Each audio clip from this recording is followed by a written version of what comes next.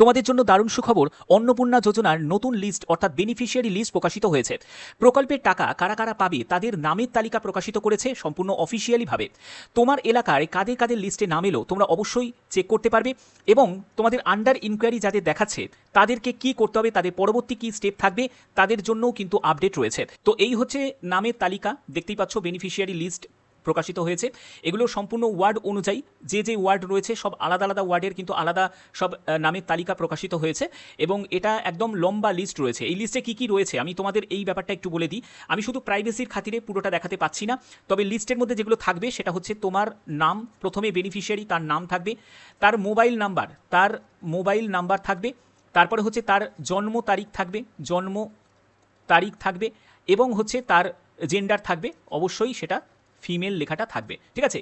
এরকম হচ্ছে তালিকায় থাকবে, এবং এটার কিন্তু একদম লম্বা লিস্ট, এবং সেটা ওয়ার্ড অনুযায়ী যতগুলো ওয়ার্ড রয়েছে সব আলাদা আলাদাভাবে লিস্ট কিন্তু প্রকাশিত হচ্ছে। এবার একটা মিউনিসিপ্যালিটিতে যতগুলো ওয়ার্ড রয়েছে সব ওয়ার্ডের কিন্তু আলাদাভাবে তারা লিস্ট চেক করতে পারবে, ওয়ার্ড ওয়াইজ তারা লিস্ট চেক করতে পারবে। এটা গেল একটা পিডিএফ, এবং আরেকটি পিডিএফ সেটাও তোমাদের দেখাচ্ছি। এটা হলো আরেকটি পিডিএফ, দেখো। তো এটা গেল হচ্ছে আরেকটি পিডিএফ, এবং এটাও কিন্তু একটা লিস্ট প্রকাশিত হয়েছে, এবং এটা আলাদা মিউনিসিপ্যালিটির এবং আলাদা জেলার, ঠিক আছে। প্রথমে যেটা দেখালাম সেটা হলো মুর্শিদাবাদ জেলার, এবং দ্বিতীয় যেটা দেখাচ্ছি সেটা হলো আলিপুরদুয়ার জেলার, ঠিক আছে। এবং আলিপুরদুয়ার জেলার ফালাকাটা মিউনিসিপ্যালিটিতে, এবং আগেরটা হচ্ছে তোমাদের মুর্শিদাবাদ জেলার, সেটা জঙ্গিপুর মিউনিসিপ্যালিটিতে, ঠিক আছে। তো এবার দেখো, তোমরা অনেকেই বলবে যে স্যার সব জায়গায় সব মিউনিসিপ্যালিটিতে কি লিস্ট প্রকাশিত করে দিয়েছে? তা নয়, সব জায়গায় কিন্তু প্রকাশিত করেনি, এবং সব জায়গায় কিন্তু অনলাইনে কিন্তু তারা পোর্টালে আপলোডও করছে না। কিছু মিউনিসিপ্যালিটি রয়েছে তারা অফলাইনে তারা নোটিশ বোর্ডে টাঙিয়ে দিচ্ছে, তালিকা প্রকাশিত করে দিচ্ছে, যারা যারা বেনিফিশিয়ারি তাদের তালিকা প্রকাশিত করছে। এবার তোমাদের যেটা করতে হবে, তোমরা প্রত্যেকে যারা যারা তোমাদের মিউনিসিপ্যালিটির আপডেট পেতে চাও, তোমরা তোমাদের জেলার নামটা অবশ্যই কমেন্টে জানাবে, এবং তোমার পৌরসভার নাম অর্থাৎ তোমার মিউনিসিপ্যালিটির নামটা জানাতে পারো। যারা গ্রাম পঞ্চায়েত এরিয়া থেকে বিলং করছো তারা তোমার গ্রাম পঞ্চায়েত ব্লকের নামটাও অবশ্যই তোমরা কমেন্টে জানাতে পারো, ঠিক আছে। তো যে দুটো মিউনিসিপ্যালিটিতে বেরিয়েছে সেইগুলোই তোমাদের বলে দিলাম, ঠিক আছে। এবং একটি হচ্ছে অনলাইনে অফিসিয়াল পোর্টালে আপলোড করে দিয়েছে, আর একটি হচ্ছে অফলাইনে তারা নোটিশ বোর্ডে টাঙিয়ে দিয়েছে, ঠিক আছে। এবার তোমাদেরও যখন এরকমই আপডেট আসবে, মানে সেই আপডেট তোমাদের কাছে আমি অবশ্যই পৌঁছে দেবো। তার জন্য অবশ্যই চ্যানেলটিকে সাবস্ক্রাইব করে বেল আইকনটাকে অল করে রাখবে, যাতে যখনই কোনো আপডেট আসুক সেই আপডেটটা তোমাদের কাছে পৌঁছে দিতে পারি।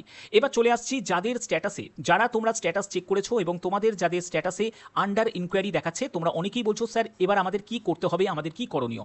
আমাদের এখনো পর্যন্ত আন্ডার ইনকোয়ারি দেখাচ্ছে। দেখো, যাদের সাবমিটেড দেখাচ্ছে তাদের নিয়ে কোনো চিন্তা নেই, কারণ তোমাদের এখনো পর্যন্ত ভেরিফিকেশন প্রসেস শুরুই হয়নি, ঠিক আছে। যাদের প্রসেস দেখাচ্ছে তাদের মানে ভেরিফিকেশন চলছে। এবার যদি তোমার আন্ডার ইনকোয়ারি দেখায় সেক্ষেত্রে তোমার করণীয়টা কি?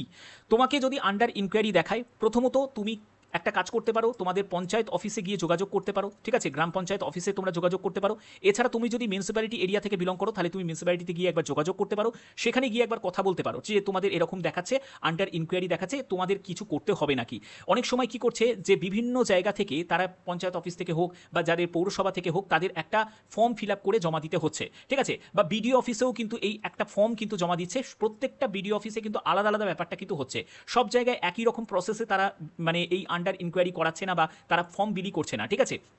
এটা তোমাদের জায়গায় তোমাদের সেটা জানতে হবে, ঠিক আছে। তোমাদের বিডিও অফিসে গিয়ে একবার জানতে হবে, বা প্রথমে তোমরা কি করো, তোমরা পঞ্চায়েত যদি এরিয়া থেকে বিলং করো তাহলে সেখানে পঞ্চায়েত অফিসে যেতে পারো, বা মিউনিসিপ্যালিটি এরিয়া থেকে যদি বিলং করো তাহলে পৌরসভায় গিয়ে একবার যোগাযোগ করতে পারো, সেখানে গিয়ে খোঁজ খবর নাও তারা কোনো আন্ডার ইনকোয়ারি যাদের রয়েছে তাদের কোনো ফর্ম জমা করতে হবে নাকি।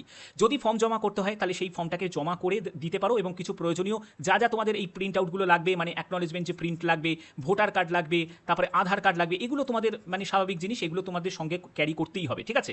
তো এগুলো করে তোমরা জমা দিতে পারো, বাট আন্ডার ইনকোয়ারি মানে ঘাবড়ানোর কিছু কিন্তু নেই, ওকে। যেহেতু মাননীয় মুখ্যমন্ত্রী শুভেন্দু অধিকারী মহাশয় তিনি কিন্তু জানিয়ে দিয়েছেন যে যারা যোগ্য প্রার্থী অর্থাৎ যারা এলিজিবল ক্যান্ডিডেট তাদের নাম যাতে বাদ না যায় সেই ব্যাপারটা প্রপার ইনভেস্টিগেশন করতে হবে।